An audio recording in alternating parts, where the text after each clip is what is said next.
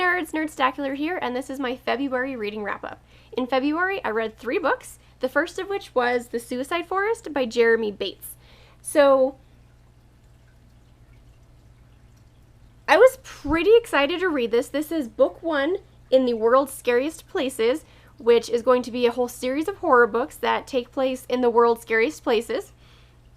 And I think it's more that they're just inspired by these scary places. They're not telling you true stories about these places, just scary stories that take place in real places. So this takes place in the Suicide Forest. I'm not even going to pretend that I know how to pronounce the actual name. It's Japanese. It's like Aikogahara, something like that. And I don't know Japanese, so I probably butchered the crap out of that. It's a forest near the base of Mount Fuji, and it is a place that suffers an extremely high, like disturbingly high number of suicides every year. And there are signposts when you go through the forest that say, hey, don't leave the path.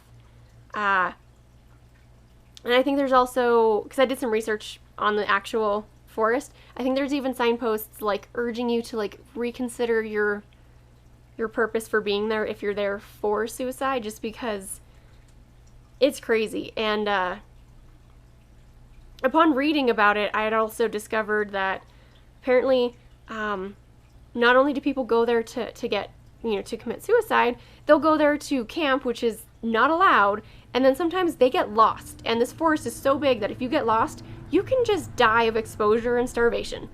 So they've, what do you call those guys? Like the park rangers that have discovered tents that have just gotten moldy from being there for so long, and like discarded backpacks, and it's weird. Anyway, so this was Suicide Forest by Jeremy Bates. I gave it 3 stars. It didn't end the way I wanted it to. I was actually really disappointed by like the big reveal for the book. Reading about it did make me go do some research, and this is a place I would like to go just because the way the forest is described, like there's no animals that live there. It can't really support life outside of the trees, which even themselves struggle because apparently the ground is more like a volcanic structure versus soil. So the roots tend to grow over ground a little bit, and then the trees get so top heavy that they just collapse onto one another, and it's apparently very eerie.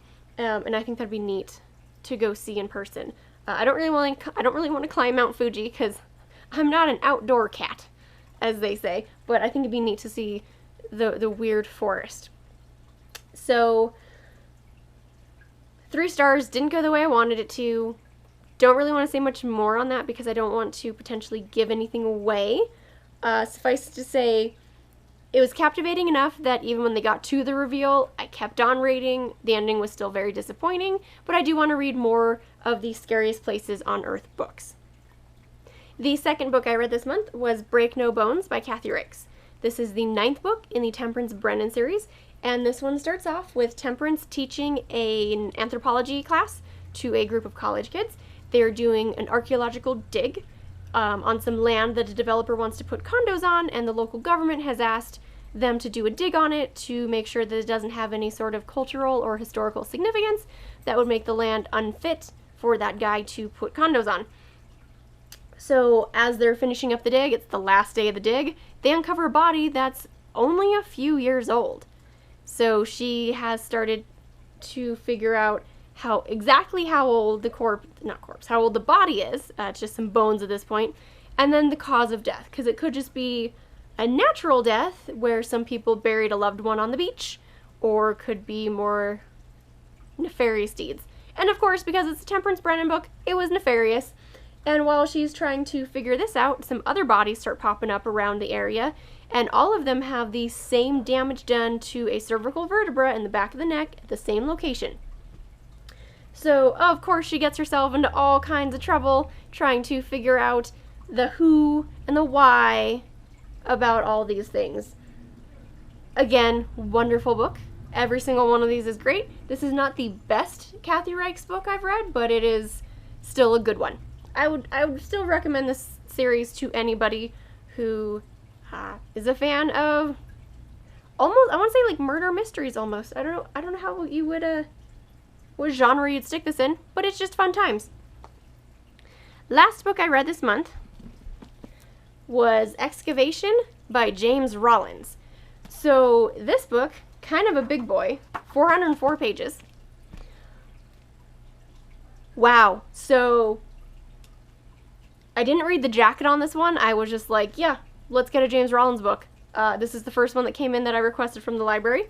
I just dove right in, didn't read the jacket or any synopsis or summary, just wanted to experience it. So it was quite a fun ride. I didn't know what I was going to be getting. It's, I want to say, a group of anthropology kids again. Digging up what they hope is a tomb that it's in the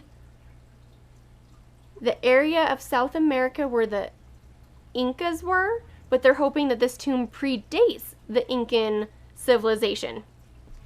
So, wow.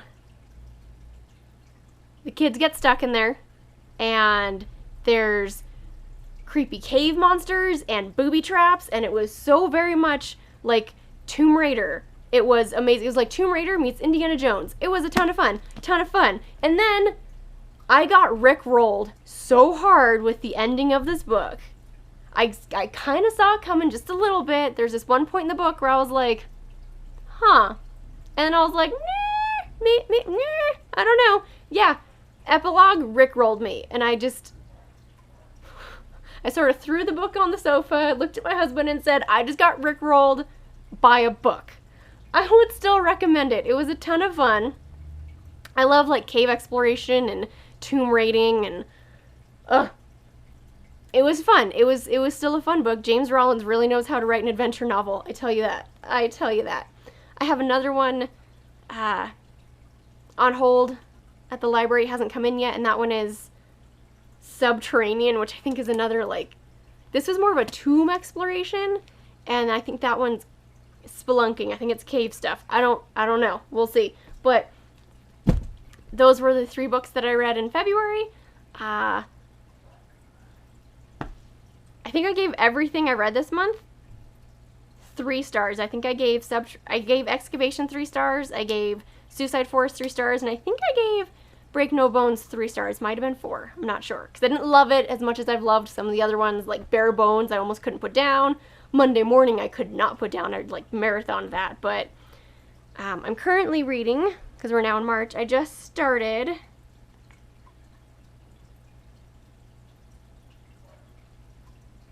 Bones to Ashes by Kathy Reichs. I'm liking where that one's going. I'm already pretty hooked into that one, so we'll see where it takes us. And that is it. What did you guys read this past month in February? Was it anything good? Did you get rickrolled by a book? Have you ever been rickrolled by a book? Let me know, because as much as it took me by surprise and as upset as I was in the moment, the pure genius of it kind of made me giggle a little bit. So, because I do love a book with a good twist. So if you have any recommendations, put them down below. And that is it. Read on, guys.